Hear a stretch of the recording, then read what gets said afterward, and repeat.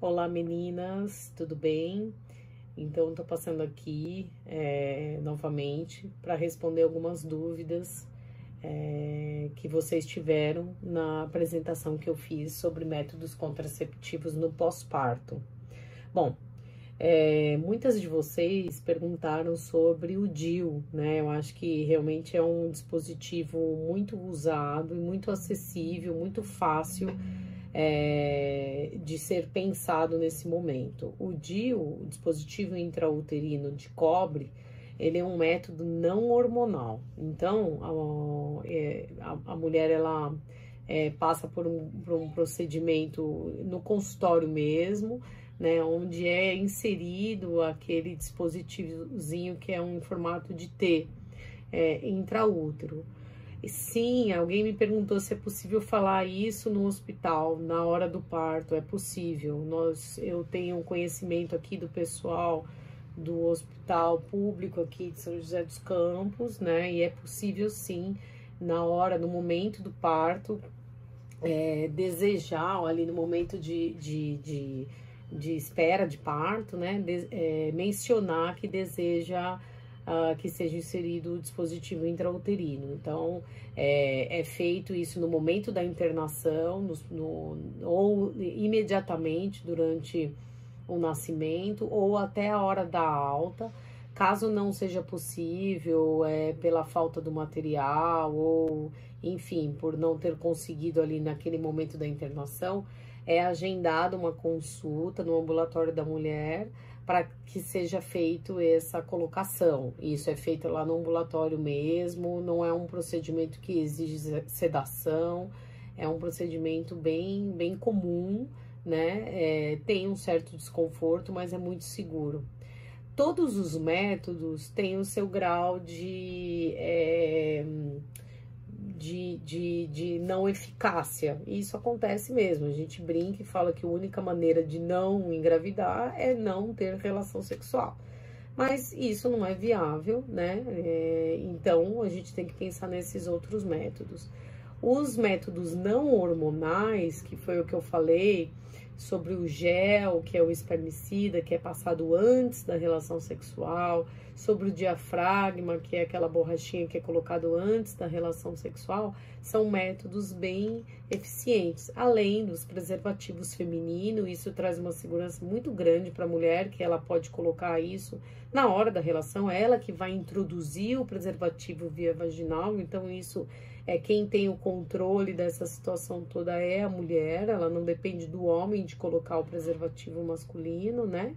O preservativo masculino propriamente dito e o próprio DIU de cobre, né? Lembrando que desses métodos todos, seja hormonal, que são as pílulas, as injeções, adesivo, anel vaginal, todos esses que têm hormônio, nenhum deles evita as doenças sexualmente transmissíveis. Então, HIV, hepatite, sífilis, que são coisas que a gente também precisa falar.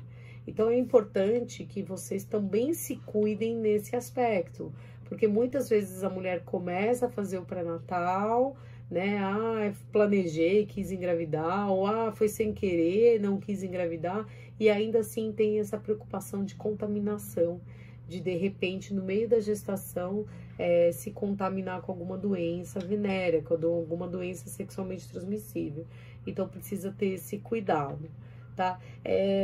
Infelizmente, às vezes, as gestações não são planejadas, às vezes acontece mesmo de um relacionamento não estar bom, e de repente uma pessoa ou outra pensa que, se eu tiver um filho, eu acho que vai melhorar. Isso é muito pessoal, é muito individual, mas a gente tem que, dentro daquilo que nós estamos vivendo, a gente tem que encarar essa realidade e fazer bem feito aquilo que realmente que foi escolhido para que a gente fizesse.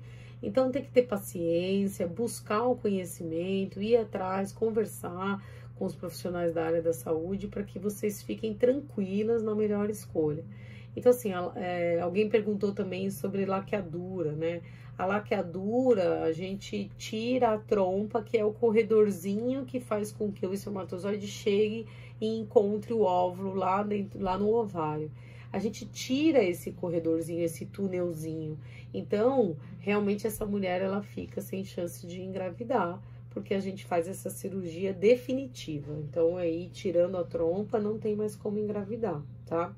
É só fazendo um tratamento com fertilização in vitro. Aí é outro patamar, é um investimento, é outra situação, né? Antigamente, pode ser que vocês tenham ouvido falar de pessoas que, de repente, engravidou com a laqueadura, né? Que é esse procedimento cirúrgico. Isso, às vezes, acontecia porque antigamente existia uma técnica que a gente só cortava o corredor, né? Dava um nozinho de um lado e dava um nozinho do outro. E por algum motivo esse corredor recanalizava, esse corredor refazia. E aí o espermatozoide conseguia passar pelo corredor.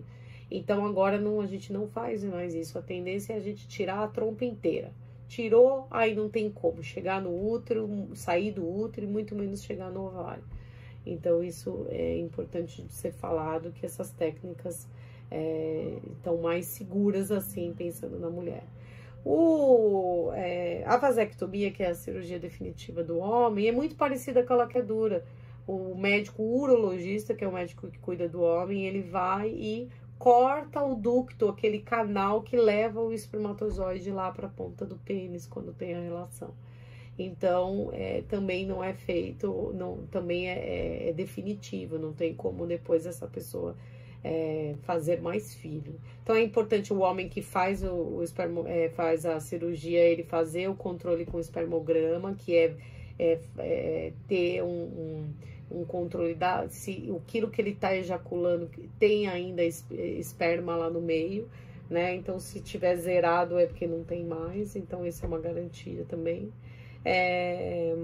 As injeções trimestrais que vocês também acabaram perguntando, se você tem que tomar no mesmo dia que aplicou. Então, tomou no dia 20 do mês de abril, maio, junho, julho é a outra tomada, dia 20 de julho você toma.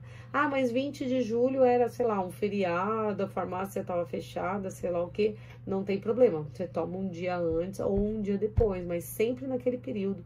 O grande problema das injeções é que às vezes a mulher, ela fica esperando descer a menstruação. Aí ela espera o sangramento não vem.